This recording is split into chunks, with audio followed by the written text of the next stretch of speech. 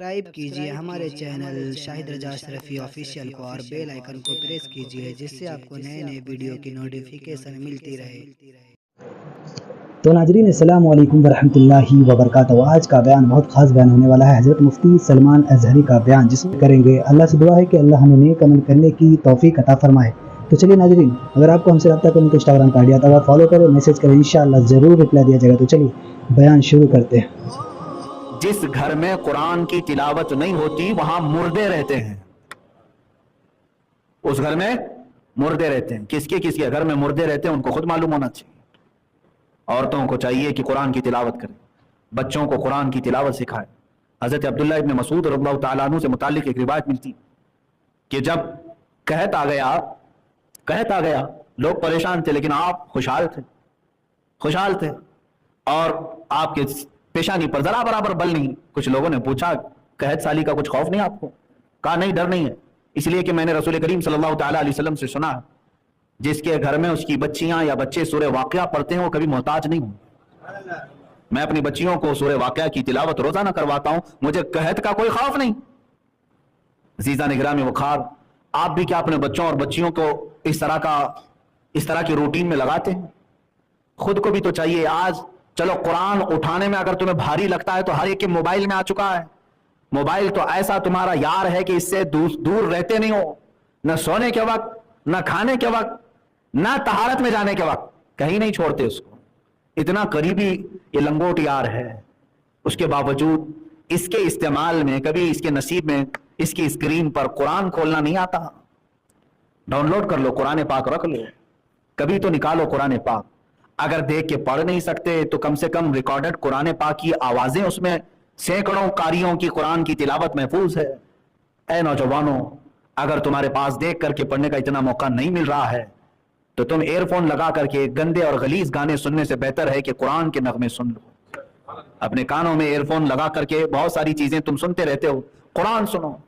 اگرچہ تمہیں سمجھ میں نہ آئے لیکن ایک بات یاد رکھو، قرآن بارش ہے، تمہارے دل کو دھوتا رہے گا۔ جس قدر آیتیں تمہارے کانوں میں پڑتی جائیں گی اتنا تمہارے دل کا میل یہ دھوتا رہے گا۔ قرآن سننا بھی عبادت ہے، پڑھنا بھی ہے، سننا بھی عبادت ہے۔ لیکن کیا سب سے زیادہ ناانصافی ہم نے قرآن کے ساتھ نہیں کی؟ ہماری قوم نے۔ آج یہ قرآن سب سے زیادہ دور ہو گیا۔ بچپن میں ہم اپنے بچوں کو قرآن سینے سے لگا کر کے بھیجتے تھے مدرسوں کو، یہی آج بھی معمول ہے۔ بچہ جب مدرسے آتا ہے تو سینے سے لگا کر کے آتا ہے، قرآن ہو کہ پارا ہو کہ قاعدہ ہو۔ لیکن وہی بچہ اسکول جاتا ہے تو اپنا پورا بستہ بیگ پورا پیٹھ پیچھے ڈال کر جاتا رہتا ہے۔ کبھی اس کو ہم آبزرو نہیں کرتے۔ بچپن سے ہمارے بزرگوں نے بتایا تھا کہ قرآن سینے کی طرف پہلے نمبر پر ہو، بعد میں اس کے بعد جو کچھ بھی ہے وہ قرآن کے بعد۔ لیکن بڑا ہونے کے بعد بچہ اس کو پیچھے ڈال دیتا ہے، اس کو آگے کر لیتا ہے، قرآن پاک کو چھوڑ دیا جاتا ہے۔ اور بہت سارے لوگوں کا تو آج رواج ایسا ہے کہ ایک بار قرآن دیکھ کر کے ناظرہ ختم ہو گیا، ختم قرآن کی محفل ہو گئی، اس کی ہدیہ ہو گیا، اس میں لڈو لایا، گلپوشی کیا، استاد کو نذرانہ دے دیا، اس کے بعد قرآن اٹھا کر کے رکھ دیا۔ اب کسی سے ہم نے کہا بھی تھا بیٹا قرآن پڑھو، کہا نہیں میرا ختم ہو چکا ہے قرآن۔ ارے قرآن ناظرہ ختم ہو گیا تو اس کا مطلب کیا ہے؟ یہ کوئی ڈگری تھی جو تو انجینئرنگ کر رہا تھا، اب دوبارہ نہیں پڑھے گا؟ قرآن تو تجھے استاد نے سلیقہ سکھایا پوری زندگی بھر پڑھنے کے لیے، موت آنے تک قرآن کو اپنے ساتھ رکھو۔ اور یہ تمہارا ایسا رفیق ہے، ایسا دوست ہے جو قبر میں بھی تمہارا ساتھ نہیں چھوڑتا، بلکہ فرمایا گیا قبر میں اگر کوئی تمہارے لیے انسیت کا سبب بن سکتا ہے، کوئی تمہارے دل کو ہلکا کرے گا گھبراہٹ سے، ڈر سے، تو قرآن ہے۔ قرآن تمہارے لیے قبر میں بھی آئے گا۔ اور میرے آقا صلی اللہ تعالیٰ علیہ وسلم تو یہاں تک ارشاد فرماتے ہیں قیامت کے دن قرآن جس کی سفارش کر جائے پھر اس پر جنت میں جانا واجب ہوگا، اور جس کے خلاف کھڑا ہو گیا قرآن اسے پھر دوزخ میں جانا واجب ہو جائے گا، وہ ضرور دوزخ میں چلا جائے گا۔ آپ اس قرآن کو دیکھ کر کے کبھی یہ دیکھو دل پر ہاتھ رکھ کر کے کہ کہیں ایسا تو نہیں کہ یہ قرآن قیامت میں میرے خلاف نہ کھڑا ہو جائے، میں نے اس کا حق ہی نہیں ادا کیا۔ برسوں ہو جاتے چھوا نہیں، مہینوں ہو جاتے اٹھایا نہیں، ہفتے ہو جاتے۔ میرے عزیزوں قرآن کو اٹھاؤ۔ اسی لیے میں بارہا کہتا ہوں بڑھاپا بھی آ گیا تو کیا فرق پڑتا ہے؟ اگر تم نے اپنی جوانی میں یا بچپن میں نہیں سیکھا تھا تو قرآن سیکھنے میں کوئی شرم اور عیب کی بات نہیں، کوئی شرم اور عیب کی بات۔ میرے استاد گرامی، میرے مرشد گرامی حضور تاج الشریعہ رحمۃ اللہ تعالیٰ علیہ کو میں نے خود دیکھا 70 سال کی عمر میں وہ قرآن حفظ کر رہے تھے، جبکہ ان کی آنکھیں بھی جا چکی تھی، گلے کی آواز میں تکلیف تھی، کان میں سننے میں تکلیف تھی، اس کے باوجود 70 साल की उम्र के बाद वो कुरान हिफ्ज कर रहे थे। कुरान तो बचपन में देख करके पढ़ना सीख गया और सब मानी तफासीर सब आ गए, लेकिन उनका एक शौक था कि मैं हाफिज कुरान भी बनूं। कब शुरू किया? 70 साल के बाद। और किसे सुनाते थे? 15 साल के एक बच्चे को सुनाते थे, जबकि उनके मुरीदीन में ही बड़े बड़े उलमा और फुकाहा हैं, उनके मुरीदीन में ही मुहद्दिसीन भी हैं, लेकिन एक 15 साल के 16 साल के बच्चे को आप जितना याद किए वो सुना रहे हैं। मैंने सिर्फ उससे ये अखज़ किया कि कुरान सीखने में और सिखाने में, पढ़ने में और पढ़ाने में कभी किसी को शर्म नहीं महसूस करनी चाहिए, ना झिझक ना ऐब। बड़े बड़े उलमा ने जब उस उम्र में कुरान हिफ्ज करना शुरू किया है, तो आज अगर किसी की उम्रें ज्यादा हो गई और कुरान देख करके भी पढ़ना नहीं सीखा था, तो मेरे अजीज अब भी तुम्हारे पास वक्त है। जब तक तुम्हारी आंखें सलामत है, जुबान सलामत है, पढ़ लो इसको, वरना कयामत के दिन इतनी सख्त पकड़ होगी, कुरान खड़ा हो गया अगर तुम्हारे खिलाफ, तो फिर जन्नत में जाना मुश्किल हो जाएगा। अब रसूल पाक सल्लल्लाहु तआला अलैहि वसल्लम जिन पर खुद कुरान उतरा है, हुजूर साहिब कुरान है, कुरान उन पर उतरा है, वो दुआ करते हैं अल्लाह की बारगाह में, अल्लाहुम्मा जअलिल कुरान हुज्जतन लना ला हुज्जतन अलैना, ऐ अल्लाह कुरान को हमारा सिफारिशी बना, हमारे खिलाफ खड़े होने वाला ना बना। हुजूर दुआ करते थे, अल्लाह के नबी दुआ करते थे, तो बाकी लोगों को खौफ नहीं होता, डर नहीं होता कि मैंने कुरान छुआ ही नहीं, पकड़ा ही नहीं, क्या होगा मेरे साथ। ऐ अजीजो, मर जाने के बाद दूसरे लोगों से कुरान खानी करवा लेना यह कुरान का हक नहीं है। कुरान तुम्हारे जिंदों के लिए उतरा है। अजीब बात नहीं कि कुरान एक जिंदा मौजज़ा है और जिंदों की हिदायत के लिए आया है, लेकिन उम्मत का अलमिया तो देखो मुर्दों पर पढ़ने के लिए रख दिया इसको, सिर्फ मुर्दों पर पढ़ने के लिए कुरान रखा गया है। कुरान जिंदों को जगाने के लिए आया है। हाँ, मुर्दों पर इसाले सवाब तो हम जरूर करेंगे, लेकिन कुल कुरान का मकसद यही नहीं है कि कुरान खानी करके उनको सवाब पहुंचाएं। कुरान का जो असल मकसद है वो तुम्हें जिंदगी के उसूल सिखाने आया है, तुम्हें दस्तूर हयात देने आया है। जिनके दिल सख्त हो चुके हैं उनके दिलों को नरम करने आया है, जो रब ताला से बरगश्ता हो चुके हैं उन्हें अल्लाह की बारगाह में लाने आया है। तो इसका मकसद ही नहीं समझे, और कैसे नहीं समझेंगे? कैसे समझेंगे? जब छुएंगे नहीं इसको, पकड़ेंगे नहीं इसको। जा करके अपने घरों में देख लें। औरतों से भी मैं गुजारिश करूंगा, इल्ला माशाअल्लाह सब घरों की बात नहीं करता, अक्सर घर ऐसे भी हैं जहां रोजाना तुम टीवी तो पोंछते होंगे, फ्रिज को रोजाना पोंछ करके रखते हैं, गैस के चूल्हे को हर दिन साफ करके रखते हैं। कुरान को देखो, धूल भी जमी होगी, इतना ऊपर रख दिया जाता है कि हाथ भी ना जाए। रमजान टू रमजान उसको उतारते हैं, या फिर ओकेशनली मौसमी तौर पर कोई अगर बड़ी रात आ जाए या फिर घर में किसी की मैयत हो जाए तो उतारे।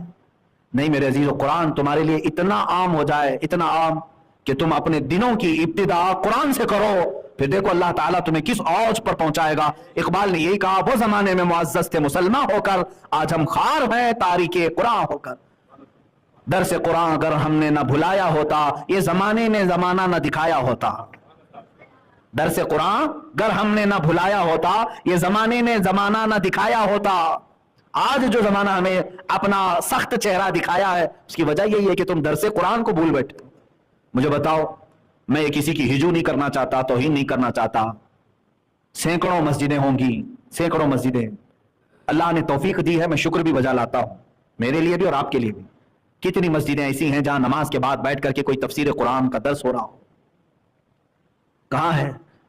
मैं ज्यादा इसको प्रेफर इसीलिए करता हूं, मैं अपने जलसे छोड़ देता हूं लेकिन कुरान की तफसीर को नहीं छोड़ना चाहता। फिर भी इमरजेंसी आ जाए तो अलग मसला है। मैंने ये महसूस किया मेरी अपनी जिंदगी में, आज तकरीबन 10 साल हो गए कुरान की तफसीर अर्ज करते हुए, मैंने महसूस किया है जो हार्ट चेंजिंग, जो दिल का इनकलाब कुरान की तफसीर से आता है वो बड़ी बड़ी कॉन्फ्रेंसों से भी नहीं आता। ये मैंने महसूस किया है। कुरान का दर्स और कुरान की तफसीर जो दिलों को बदलती है, आंखों में आंसू ले आती है, दिल जो नरम हो जाता है और रब की बारगाह में झुकने पर अपनी लज्जत महसूस करता है, वो बड़े बड़े जलसों में भी नहीं देखा, बड़ी बड़ी तकरीरों में भी नहीं हुआ। जलसे आज तकरीरों के इल्ला माशाअल्लाह सिर्फ दिखावा रह गया है। अल्लाह हम सबको हिदायत अता फरमाए। मैं अगर इन बातों को सख्ती के साथ अर्ज कर रहा हूं तो बाज लोग मुझे भी ब्लेम करेंगे कि आप भी जलसे बहुत सारी चीजें करते हैं। मेरे अजीजों में उसका मुखालिफ, लेकिन जलसों के अंदर जो रूहानियत होनी चाहिए वो गायब है। पान खाते लोग, गुटखा थूकते हुए लोग जलसों में खड़े हैं नापाकी की हालत में। ऐसा लगता है जैसे कोई तमाशा देखने के लिए सर्कस में आए हुए लोग दूर दूर खड़े होकर के तमाशा देख रहे हों, जैसे स्टेज पर कौन कितना चिल्ला रहा है, और आने वाला भी ये सोचता है कि मेरे ऊपर जितने नारे लगे उतना मैं कामयाब हो जाऊंगा, चाहे उनके दिल में बात उतरे कि ना उतरे। اور انتظامیہ جو کمیٹی ہوتی ہے جلسے کرانے والی, ان کا بھی خیال یہی ہوتا ہے سائلنٹ مقرر نہیں چلتا, تھوڑا اچھل کود کرنے والا چاہیے, لوگوں کو کچھ ہنسائے, لوگوں کو کچھ جوش دلائے.